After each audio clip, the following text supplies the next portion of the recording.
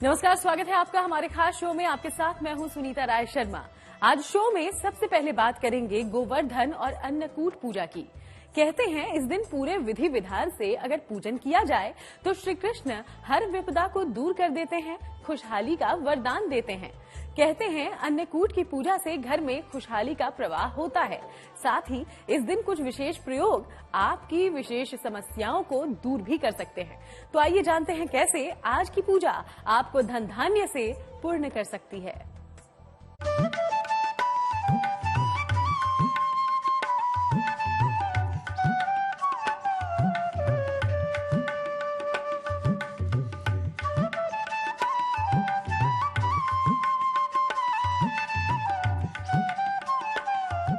अन्नकूट पर बरसेगी श्री कृष्ण की कृपा, प्राकृतिक आपदाओं से बचाएगी गोवर्धन पूजा। अन्नकूट के पर्व में श्री कृष्ण की कृपा तो मिलती ही है, साथ में गौ माता की पूजा और सेवा को भी बल मिलता है। हमारी संस्कृति में गाय को माता का दर्जा दिया गया है। वैदिक मान्यता है कि गाय के शरीर में सारे देवी देवताओं का वास होता है, इसलिए गौ पूजा से ब्रह्मांड की पूजा का फल मिलता है। गोवर्धन पूजा में गाय के गोबर का विशेष महत्व है। गोवर्धन पूजा जो होती है, भगवान गोवर्धन की पूजा इसमें बताई गई विशेषतया। गोवर्धन के निमित्त हम लोग गोबर का पहाड़ बनाते हैं और पहाड़ बनाने के बाद एक आकृति देते हैं उनको। पहाड़ की आकृति देने के बाद वहां पर भगवान गोवर्धन के सन्निकट भगवान कृष्ण की मूर्ति बनाते हैं गोबर से ही, और वहां पर उन दोनों की जो पूजा की जाती है उसी को गोवर्धन पूजा। आज हम आपको बताएंगे अन्नकूट और गोवर्धन पूजा क्यों है इतनी महत्वपूर्ण। दीपावली के अगले दिन अन्नकूट और गोवर्धन पूजा की जाती है। ये प्रकृति की पूजा है जिसकी शुरुआत श्री कृष्ण ने की थी। इस दिन प्रकृति के आधार के रूप में गोवर्धन पर्वत की पूजा होती है। समाज के आधार के रूप में गाय की पूजा की जाती है। ये पूजा ब्रज से शुरू होकर पूरे देश में फैल गई। गोवर्धन पूजा के लिए बताई गई, हमारे शास्त्रों में विधि बताई गई है कि प्रातः काल जब उठकर स्नान आदि से निर्वृत्त होकर भगवान अपने घर के सामने गाय के गोबर के द्वारा लिपकर वहां पर गाय के गोबर के ही द्वारा वहां पर गोवर्धन भगवान की मूर्ति बनाए और नाना प्रकार के नैवेद्य इत्यादि से वहां पर उनको अर्पण करें। यही गोवर्धन पूजा है। अन्नकूट पूजा के बारे में पौराणिक कथाएं कहती हैं कि ये पर्व द्वापर युग में शुरू हुआ था और इसी दिन भगवान श्री कृष्ण ने गोवर्धन और गायों की पूजा के लिए पके हुए अन्न भोग में लगाए थे, इसलिए इस दिन का नाम अन्नकूट पड़ा। विष्णु पुराण के अनुसार भगवान श्री कृष्ण ने इसी दिन इंद्र के घमंड को तोड़ा था और इसलिए इस दिन बाल गोपाल की पूजा का बड़ा महत्व है। देखिए जी, अन्नकूट की पूजा है। पहले तो जो इसका प्रारंभ हुआ लगभग 5,500 पूर्व वर्ष द्वापर युग में भगवान कृष्ण के द्वारा गोवर्धन की पूजा प्रारंभ हुई। लेकिन समयांतराल में नाना प्रकार के देवताओं को हम प्रसन्न करने के लिए, नाना प्रकार के भगवान को हम प्रसन्न करने के लिए अन्नकूट की पूजा हम करने लग गए। समयांतराल में जैसे आया अब विश्वनाथ जी, भगवान शिव को भी प्रसन्न करने के लिए अन्नकूट की पूजा होती है। भगवान हनुमान जी के लिए को प्रसन्न करने के लिए भी अन्नकूट की पूजा होती है। अन्नकूट का मतलब है नाना प्रकार के अन्नों से, 56 प्रकार के भोगों से भगवान की पूजा करना, आराधना करना। गाय के गोबर और गोधन से बहुत सारी बीमारियों से निजात मिलती है। इसके प्रयोग से नकारात्मक शक्तियों का भी नाश होता है। तो आइए जानते हैं अन्नकूट में क्यों की जाती है गाय की पूजा। ये अन्नकूट होता है जो अन्न का पहाड़ बनाना। अन्न का पहाड़ जो 56 प्रकार के अन्न जो भी हमारे पास सामर्थ्य अनुसार प्राप्त हो सके, उन अन्नों को हम भगवान पहाड़ बनाकर भगवान कृष्ण की आराधना करें, उसी को अन्नकूट कहते हैं। पूजा के दौरान भगवान को कहते हैं कि गोवर्धन, जब भगवान हम गाय के गोबर से भगवान का जो चित्र बनाते हैं, उसी के बीच में नाभि स्थान में एक कटोरे के आकार का गड्ढा बनाते हैं, उसमें एक तेल का दीपक जलाते हैं और तेल का दीपक जलाते हैं और पूजनोपरांत उसी गड्ढे में हम गंगा जल और दूध, दही, बतासा इत्यादि का अर्पण करते हैं और यही हमारा गोवर्धन पूजा का नियम बताया गया है। इस दिन वरुण, इंद्र और अग्नि की पूजा की जाती है। इस दिन गायों का श्रृंगार करके उनकी आरती की जाती है। गायों को फल और मिठाइयाँ खिलाने की भी परंपरा है। गाय के गोबर से गोवर्धन पर्वत की आकृति बनाई जाती है। फिर फूल, धूप, दीप और नैवेद्य से उसकी उपासना की जाती है। खाने में कई तरह के पकवान बनाए जाते हैं। भगवान श्री कृष्ण की साकार रूप में पूजा ही तो गोवर्धन पूजा है। इस दिव्य दिन पर गाय की पूजा और सेवा का लाभ तो मिलता ही है। ज्योतिष के जानकारों की माने तो ये पूजा इंसान को धन धान्य से पूर्ण तो करती ही है, साथ में प्राकृतिक आपदाओं से भी रक्षा करती है। अन्नकूट का पर्व आपके घर में भी सुख, समृद्धि और खुशहाली लेकर आएगा। और अब बात करते हैं भाई बहन के प्यार के सबसे पावन पर्व भाई दूज की, जब बहनें अपने भाइयों की खुशी और सुख की करेंगी प्रार्थना। इस दिन बहनें करेंगी मृत्यु के देवता यमराज की उपासना, ताकि मांग सके अपने भाइयों के लिए मनचाहा वरदान। तो आइए जानते हैं यम द्वितीया पर कैसे होगी यमराज और चित्रगुप्त की पूजा, और कैसे सही विधि से भाई दूज का पर्व मनाने से भाई बहन का रिश्ता होगा और भी मधुर।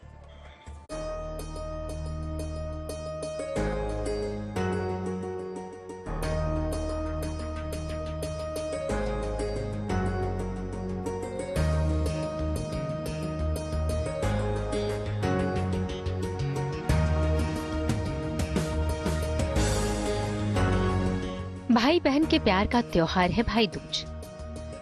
भाई दूज पर बहनें यमराज की पूजा करके मांगती हैं अपने भाई के लिए लंबी उम्र का वरदान।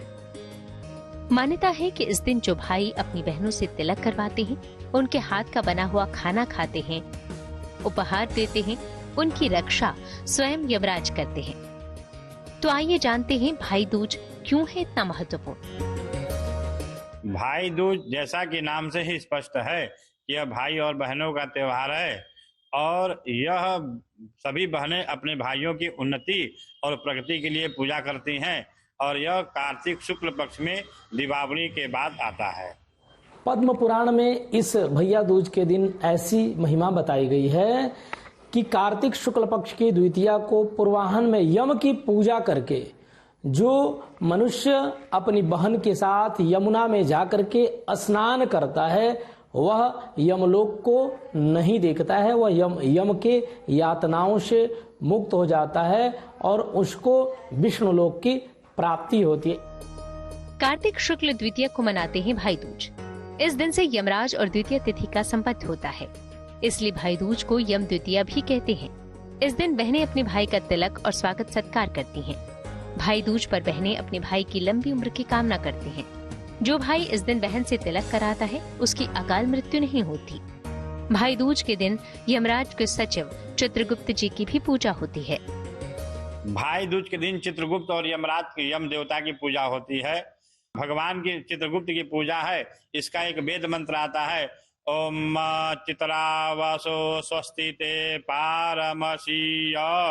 इस मंत्र से चित्रगुप्त की एक प्रतिमा हम लोग लेते हैं और मंत्र से पूजा करके और दूध, दही, घी, शहद, चीनी से भगवान का स्नान कराते हैं और मीठा, फल, धूप, दीप, माला, पुष्प, चंदन, रोली से भगवान का पूजन करके और उनकी कथाओं का वर्णन करते हैं।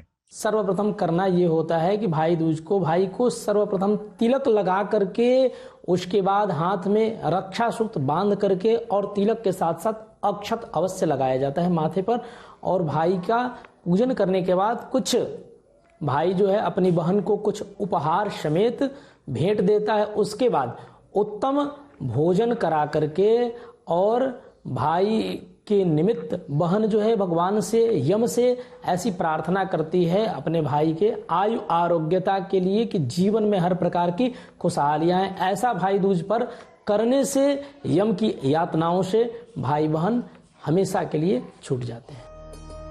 पौराणिक मान्यता है कि यमराज ने अपनी बहन यमी यानी यमुना को इसी दिन दर्शन दिया था। यमी ने यम का खूब स्वागत सत्कार किया था, जिससे प्रसन्न होकर यमराज ने वरदान दिया कि इस दिन जो बहन अपने भाई का सत्कार करेगी, मैं अकाल मृत्यु से उसके भाई की रक्षा करूंगा। यमुना के जल या ताजे जल से स्नान करें, अपनी बहन के घर जाएं और बहन के हाथों से बना हुआ खाना खाएं। बहन अपने भाई को खाना खिलाए और उसका तिलक आरती करे। भाई अपने सामर्थ्य के मुताबिक बहन को कुछ उपहार दे। भाई दूज यानी यम द्वितीया पर यमराज को प्रसन्न करने के लिए बहनें व्रत करती हैं, पूजन करती हैं। भाई दूज के दिन यमराज के साथ उनके सचिव चित्रगुप्त की भी पूजा की जाती है। ज्योतिष के जानकारों की माने तो एक खास विधि से चित्रगुप्त का पूजन करने से ही मिलता है पूरा लाभ। इस दिन भगवान का पूजन करने के लिए सबसे पहले एक पीढ़े पर पीला वस्त्र बिछा करके भगवान चित्रगुप्त की महाराज की एक प्रतिमा स्थापित करके या चित्र स्थापित करके उसको विधि विधान के साथ एक अखंड दीपक जलाएं। घृत से दीपक जो है वह भगवान के दाहिने तरफ रखें एवं एक जो है दीपक जलाया जाता है यम के लिए, वो 4 मुखी दीपक जो है वह बाएं तरफ रखा जाता है, वह की तेल से निर्मित दीपक होता है। चित्रगुप्त जी को रोली, अक्षत पुष्प, फल मिठाई अर्पित करके प्रार्थना करें कि भगवान हमारे कार्य में उत्तरोत्तर वृद्धि हो। नई बही की प्रारंभ उस दिन से किया जाता है, एक नया बही लेकर के और उसका पूजन करके, पूजन से पूर्व ओम गणपतये नमः लिख करके और श्री लिखने के बाद प्रारंभ किया जाता है। ऐसा करने से व्यापार में उत्तरोत्तर वृद्धि होती है और हिसाब करते समय चित्रगुप्त की विशेष कृपा मनुष्य के ऊपर बनी रहती है। चित्रगुप्त का जन्म ब्रह्मा जी के चित्त से हुआ था। इनका काम प्राणियों के कर्मों का हिसाब रखना है। मुख्य रूप से इनकी पूजा भाई दूज के दिन होती है।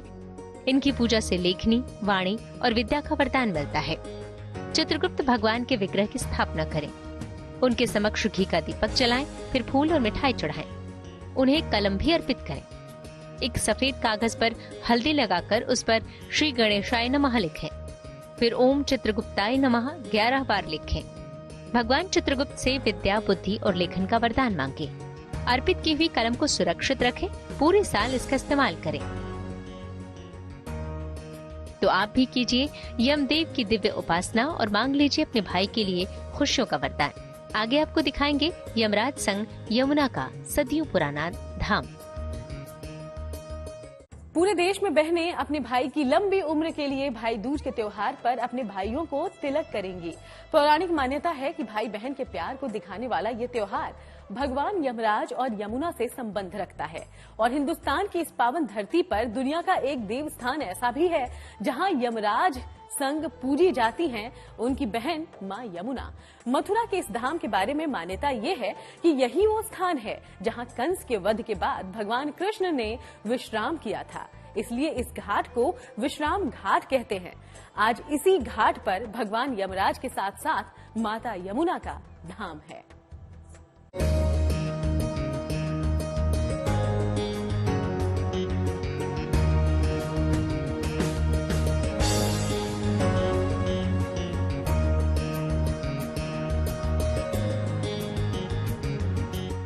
कहीं हाथों में 108 मनकों की माला पर हो रहा है मंत्रों का जाप, कहीं मां यमुना को दी जा रही है पुष्पांजलि, कहीं मां को मन में साक्षी मानकर लिया जा रहा है सत्कर्मों का संकल्प,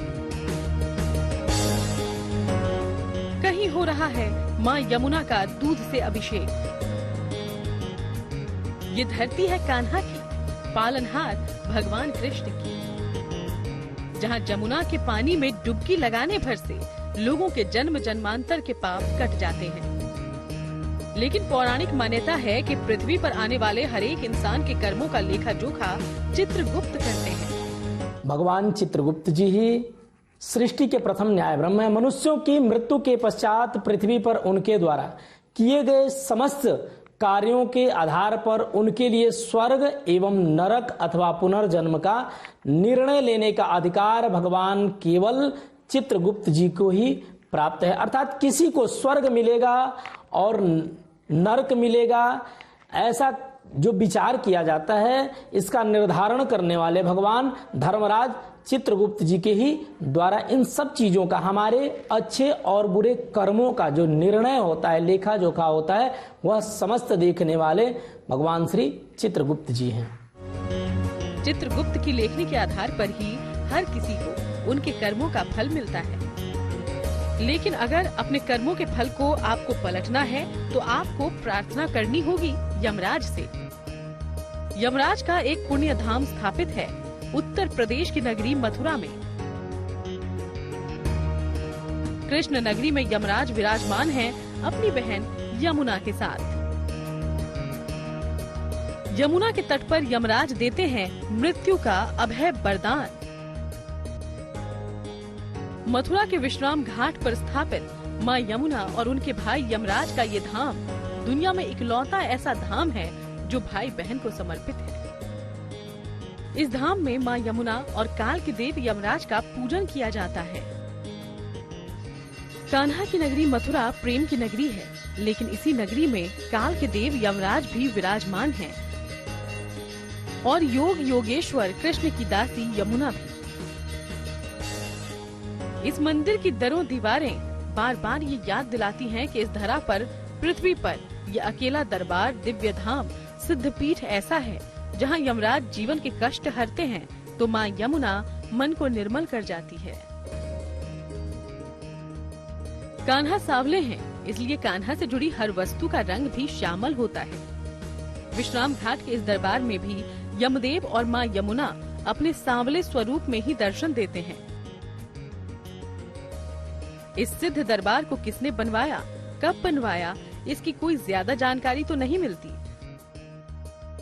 माँ यमुना के इस दरबार का निर्माण भगवान कृष्ण के परपौत्र वज्रनाभ ने करवाया। मान्यता तो ये भी कहती है कि जो भी भाई बहन एक साथ यमुना के जल में स्नान कर यमदेव और माँ यमुना की साधना करता है, उसके सारे पाप कट जाते हैं।